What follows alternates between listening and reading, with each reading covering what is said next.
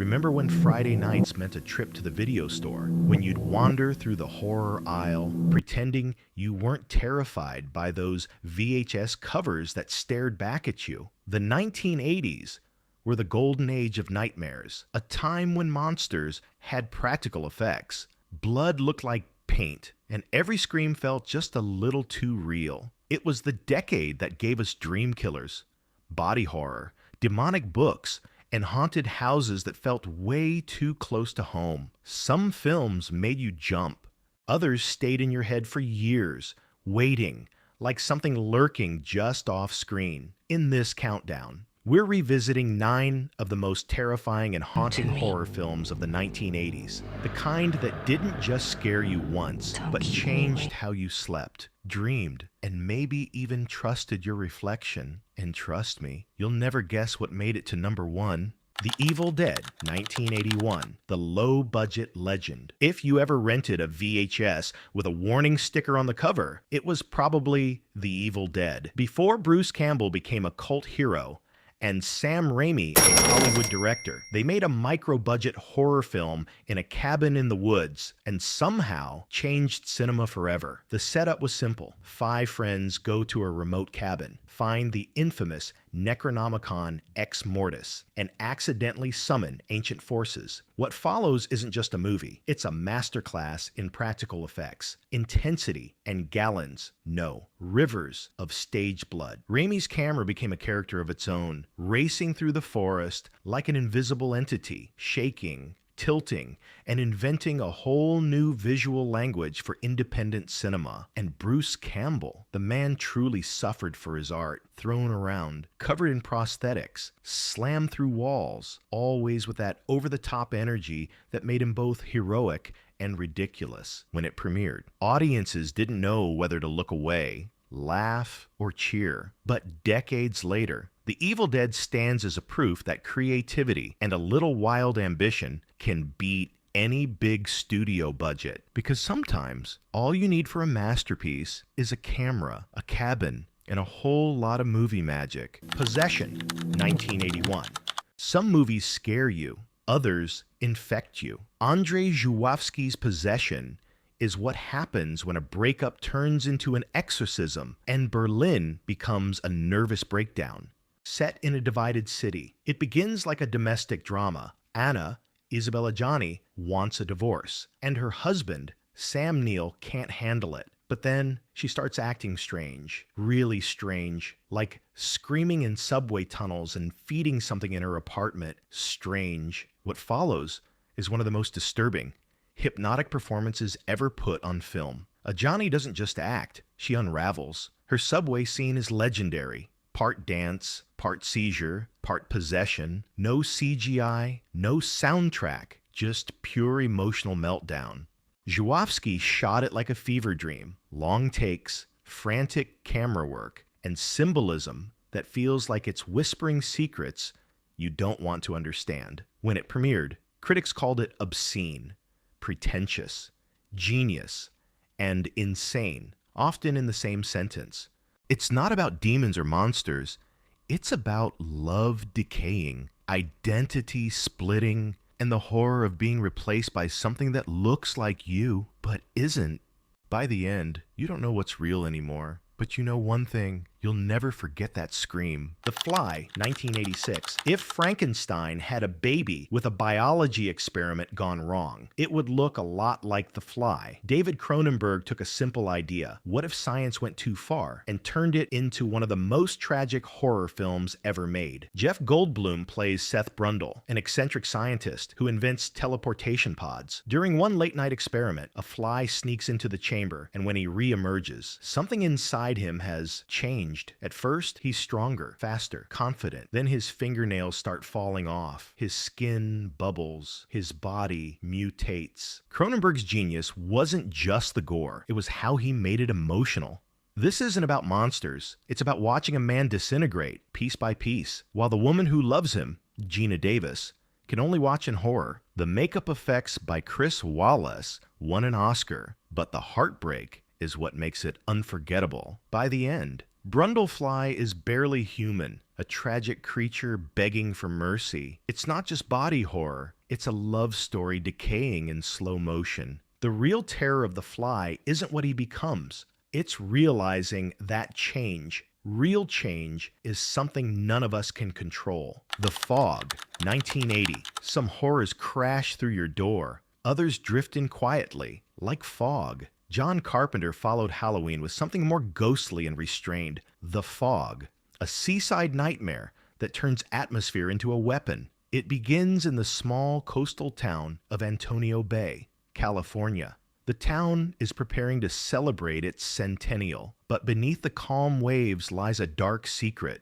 The founders once betrayed a ship full of lepers, stealing their gold and watching them drown. Now, a century later, a strange, glowing fog rolls in from the ocean and brings the dead back with it. Carpenter's direction is masterful, slow, eerie, and soaked in dread. No jump scares, no gore, just the sound of a foghorn echoing through empty streets and ghostly figures emerging from the mist. It's gothic horror filtered through Americana. Jamie Lee Curtis, Adrienne Barbeau, and Tom Atkins anchor the cast, but the real star is the atmosphere itself. The Fog isn't just weather, it's guilt, it's history demanding repayment. Released in 1980, it didn't scream, it whispered, and somehow that made it scarier, because sometimes the past doesn't stay buried, it drifts back in, quiet and cold, waiting for you to breathe it in. Videodrome,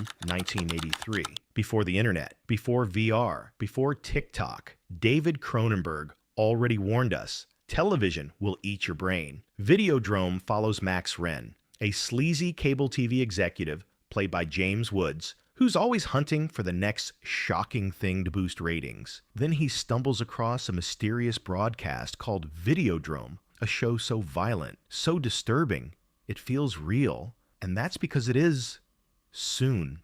Max begins hallucinating or mutating, depending on how you see it. His stomach opens like a VCR slot.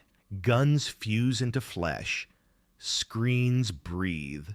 Cronenberg turns technology into body horror, the line between man and machine dissolving, replaced by obsession and paranoia. It's not about the future, it's about us, the way we consume images until they consume us. Released in 1983, the film tanked at the box office but became a cult masterpiece. Today, it feels prophetic, a vision of the media age we actually live in, where reality and broadcast are indistinguishable. Long live the new flesh. It sounded like science fiction back then. Now it's just Tuesday. The Hitcher, 1986. Every driver has that one rule drilled into their head. Don't pick up hitchhikers. In The Hitcher, we finally learn why. It starts simple. A young man named Jim, C. Thomas Howell, is driving cross-country through the lonely desert. He sees a stranded man on the highway, Rutger Hauer, and decides to be kind. Big mistake. That stranger, known only as John Ryder, isn't just a killer. He's a ghost of the open road. Pure evil wrapped in denim and silence. He toys with Jim, framing him for murders, haunting him mile after mile. There's no motive, no logic, just dread, the kind that makes you question every shadow on an empty highway. Hauer's performance is chillingly calm, almost philosophical. He doesn't chase, he waits. He doesn't yell, he smiles. You get the feeling he's not human, but something older, violence itself, hitching a ride. When it released in 1986, critics were divided. Some called it nihilistic, others called it genius. Today, it's one of the most haunting road thrillers ever made, a minimalist horror where freedom turns into a death trap. Because on the open road, sometimes the scariest thing isn't being followed, it's realizing you picked death up yourself. Near Dark, 87. Before vampires sparkled, they burned. Near Dark took the gothic cape off and replaced it with a cowboy hat, trading castles for desert highways and moonlit motels. Directed by Catherine Bigelow. The film follows Caleb, a small-town boy who falls for a mysterious drifter named May. One kiss later, he's turned into a vampire and dragged into her outlaw family, a ragtag pack of immortal killers led by the unforgettable unforgettable Lance Henriksen and Bill Paxton. What makes Near Dark special isn't just its violence, though it's brutal. It's the melancholy. These vampires don't live in luxury. They sleep in trucks, feed in bars, and wander aimlessly through the American wasteland. It's more tragedy than terror. Bigelow shot it like a western dipped in blood and neon, wide horizons, dusty sunsets, and sudden bursts of chaos. There's no glamour, just hunger and loneliness. Released in 1987, it bombed commercially, but became a cult legend. Critics later hailed it as one of the best vampire films ever made. Raw, poetic, and strangely romantic. Because immortality, it turns out, isn't freedom, it's just another long drive into the dark. The Blob, 1988. In the 1950s, The Blob was a cheesy monster movie about a pink goo that devoured everything in sight. In 1988, it came back, bigger, meaner, and hungrier than ever, directed by Chuck Russell, A Nightmare on Elm Street 3. This remake took everything ridiculous about the original and turned it into pure, glorious nightmare fuel. A meteor crashes in a small American town, releasing a gelatinous organism that melts skin, bones, and everything in between. It doesn't sneak. It doesn't stalk. It slides fast. The effects? Absolutely insane. People dissolve in real time. Faces melt like wax. Bodies fold in on themselves. It's gross. It's brilliant. And it's all practical effects. No CGI safety net. Just buckets of slime and genius craftsmanship. But beneath the ooze, there's a clever twist. This blob is an alien. It's a government experiment gone wrong. Because in the 80s, the only thing scarier than monsters was the people funding them. It's funny, shocking, and weirdly nostalgic. A perfect time capsule of Reagan-era paranoia and B-movie fun. So next time someone says the 80s were all neon and dance floors, remind them sometimes it was neon and acid flesh. The 1980s weren't just a decade of horror. It was the age of VHS tapes stacked on living room shelves, midnight rentals, and the flickering glow of a tube TV lighting up your face as something unspeakable crawled out of the dark. These films weren't polished. They were raw, weird, sometimes even trashy, but that's what made them unforgettable. They pushed boundaries, bled creativity, and taught us that fear could be art.